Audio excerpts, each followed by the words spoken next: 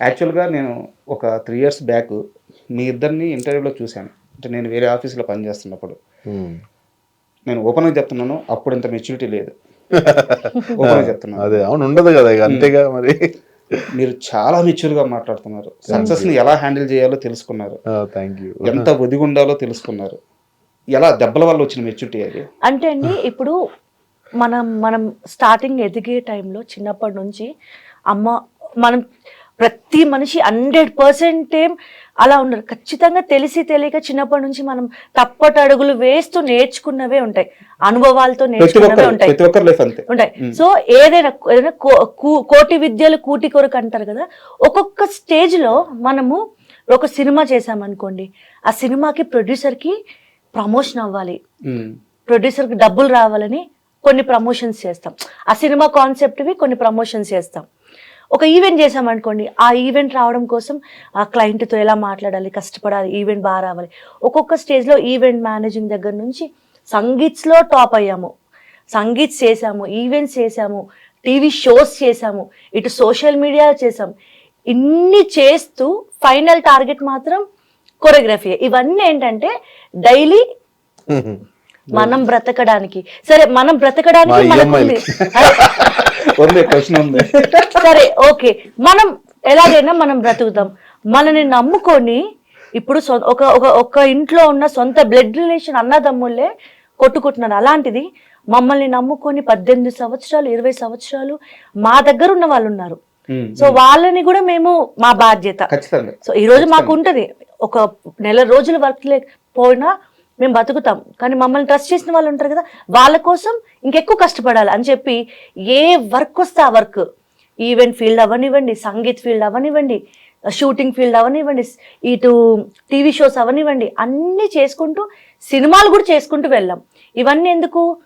ఫైనాన్షియల్గా మా దగ్గర ఉన్న వాళ్ళందరికీ చూసుకోవడం కోసం. బట్ మా ఫైనల్ టార్గెట్, నేను చాలా ఇంటర్వ్యూస్లో కూడా చెప్పాను, మా ఫైనల్ టార్గెట్ రీచ్ అయ్యేది మాత్రం కొరియోగ్రాఫర్గా సందీప్ గారు కొరియోగ్రాఫర్ అవ్వాలి, స్వామిని కొరియోగ్రాఫర్గా చూడాలి అనేది నా డ్రీము.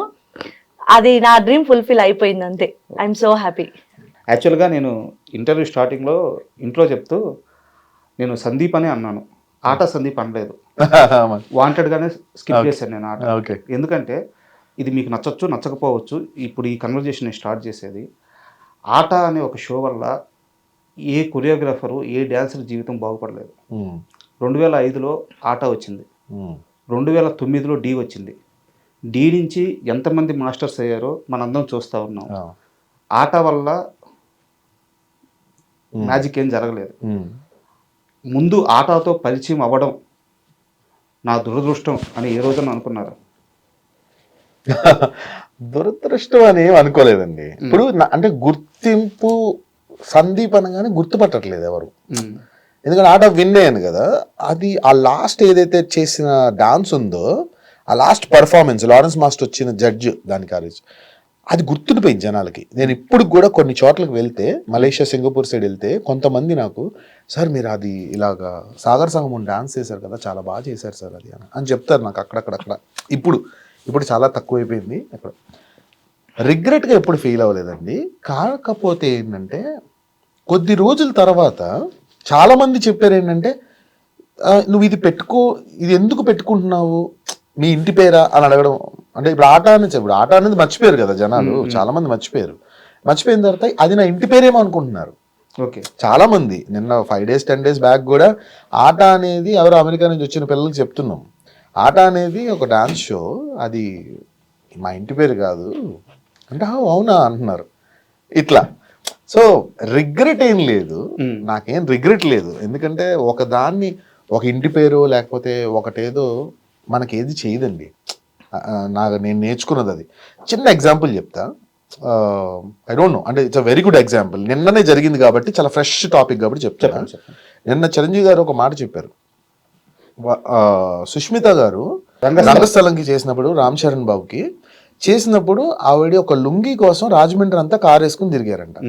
అక్కడ చిరంజీవి గారు చెప్పేది ఏంటంటే, ఆ అమ్మాయి చిరంజీవి గారు లాంటి ఒక ఆవిడ, చిరంజీవి గారు బిడ్డ అండ్ కొణిదెల ఫ్యామిలీ, ఇవన్నీ మర్చిపోయి ఒక ప్రొఫెషన్ కోసం తిరిగారు అని చెప్పారు చూడండి. That is what hard work. మనం ఎన్ని పేర్లు వెనకాల వేసుకున్నా ఎన్ని ఉన్నా అండి, హార్డ్ వర్క్ విల్ స్పీక్ అన్నట్టు ఆ నేర్చుకునే భావం మనలో ఉండాలి. కాబట్టి అంత పెద్ద స్థాయిలో ఉన్న ఆవిడే అంత కష్టపడ్డారంటే మనకి ఏమీ లేదు. సో మనం ఇంకెంత కష్టపడాలి. ఆర్ట్ ఆఫ్ షోలో మీలాంటి వాళ్ళు కొంతమంది ఉన్నారు, మీరు కానీ మీ కో ఆర్టిస్ట్ టీం చనిపోయారు, వాళ్ళు కానీ అద్భుతమైన డాన్సర్స్. అవును. సో మీరు కానీ ముందే డీలో పడుంటే, ఓకే అలా అంటారా, డీలో పడుంటే అక్కడి నుంచి మీరు కానీ ప్రజలకు పరిచయం అయి ఉంటే ఈ పాటికి ఒక శేఖర్ మాస్టర్, ఒక జానీ మాస్టర్, ఒక సందీప్ మాస్టర్ ఈ స్థాయి ఉండేది కదా అని నా వ్యక్తిగత అభిప్రాయం. అయ్యుండొచ్చండి, అయ్యుండొచ్చు. కాకపోతే ఆ టైంలో నేనేం చేశానంటే కొంచెము ఫ్యామిలీని స్టేబుల్ చేయాలని చెప్పేసి కొంచెం నేను పక్కకి వచ్చా. అంటే షోస్ ఇవి కాదు, కొంచెం నన్ను నమ్ముకున్న మనుషుల్ని స్టేబుల్ చేయాలి. నన్ను నమ్మిన నా ఫ్యామిలీని నేను సడన్గా నా ప్రాబ్లమ్స్తోని నేను ఇబ్బంది పడచ్చు, కానీ నన్ను నమ్ముకున్న నా ఫ్యామిలీని, నా బాబుని, మా మదర్ని, వాళ్ళందరూ నా దగ్గరే ఉంటారు. కాబట్టి నన్ను నమ్ముకుని కొంతమంది మనుషుల్ని, నాతో జర్నీ చేసిన 16 సంవత్సరాలు 18 సంవత్సరాల మనుషుల్ని నేను ఇబ్బంది పెట్టలేను. డబ్బులు లేకపోతే నా దగ్గర లేకపోవచ్చు, బట్ నేను డబ్బులు సంపాదించి అలాగోలా 10 మంది నన్ను నమ్ముకున్న వాళ్ళకి ఇవ్వాలి. సో దానికోసం చెప్పి పక్కకు వచ్చి ఈవెంట్లు చేయడం మొదలుపెట్టా. డీలో వచ్చింది, ఆఫర్ వచ్చింది. ఆఫర్ అంటే నార్మల్గా ఒకసారి అడిగారు, డీలో అడిగారు, బట్ నార్మల్గా వెళ్ళి కలిశాను. ఇలా చెయ్యాలి అని అన్నారు. సరే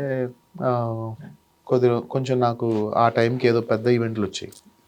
పెద్ద ఈవెంట్లు వస్తే సరే ఇక్కడ కొంచెం డబ్బులు వస్తున్నాయి కదా, ఇది మనకు యూస్ఫుల్ కదా, కొన్ని ప్రాబ్లమ్స్ ఉన్నాయి సాల్వ్ అవుతాయని అటు వచ్చేసాను. ఓకే, ఇక ఈవెంట్లు చేసుకుంటూ అట్లా. సందీప్ మాస్టర్ విషయంలో నాకు, అంటే మీ క్లోజ్ సర్కిల్లో తెలుసుకున్నదే, సందీప్ మాస్టరు బలం ఫ్యామిలీ, బలహీనత కూడా ఫ్యామిలీయే. ఎందుకంటే చాలా ఎక్కువ ఆలోచించేస్తారు. యాక్చువల్గా ఓపెన్గా చెప్తున్నాను, చాలా లోన్లు ఉన్నాయంటగా. అంటే లోన్ అంటే మీరు తీసుకున్న కమిట్మెంట్స్ కానీ అంతే కదా ఫ్యామిలీ కోసం. ఎందుకు మాస్టర్ అంత ఎక్కువ ఆలోచిస్తారు ఫ్యామిలీ అంటే? ఎందుకు అంత ప్రేమ? అంటే ఫ్యామిలీ అంటే ఖచ్చితంగా బాధ్యత ఉంటుంది, ఎవరి స్థాయికి తగ్గట్టు వాళ్ళు కష్టపడుతూ ఉంటారు. బట్ వీళ్ళని ఒక స్థాయిలోనే ఉంచాలి, 100% ఇవ్వాలి. ఎందుకు ఎప్పుడు ఆ తపన ఎందుకు? అంటే నా వ్యక్తిత్వం అండి అది. ఫస్ట్ ఆఫ్ ఆల్ అంటే నేను ఎంత ప్రాబ్లం అయినా ఫేస్ చేయని, నా మనుషులు ఇబ్బంది పడితే నేను చూడలేను, నేను తట్టుకోలేను. అది కొంచెం నాకు ఎందుకో నాకు అది ఎందుకో మనసులో ఉంది. అది నా మనుషులు ఎప్పుడు హ్యాపీగా ఉండాలి, అది నేను ఉన్నంత వరకు అది నాకు ఎప్పుడు కూడా ఉంటది మనసులో. మరి ఈఎంఐలు బటన్ ఏం చేస్తున్నారు? ఇంకంతే, ఇక పొద్దున్న లేస్తే జీవితం అంటే పోరాటం అంతే. అంటే ఒకటండి ఏంటంటే, ఇప్పుడు నేను ఎక్కువ కష్టపడేది దేనికంటే, అఫ్ కోర్స్ నా లోన్స్ అవి నేను కొంచెం నేను నా ఉన్న ఏజో ఏదో అవ్వచ్చు, కానీ నేను కొంచెం ఎక్కువ స్ట్రెస్ తీసుకున్నా. ఇల్లు అవ్వచ్చు, అన్ని నా చుట్టుపక్కల ఉన్న డాన్స్ క్లాసెస్ అవి ఇవి అన్నీ నేను కొంచెం ఎక్కువ బర్డెన్ తీసుకున్నా. But still I'm so happy because ఎందుకంటే నాకు 10 మందిని నా చుట్టూ ఉన్న వాళ్ళు చాలా సంతోషంగా ఉంటున్నారు.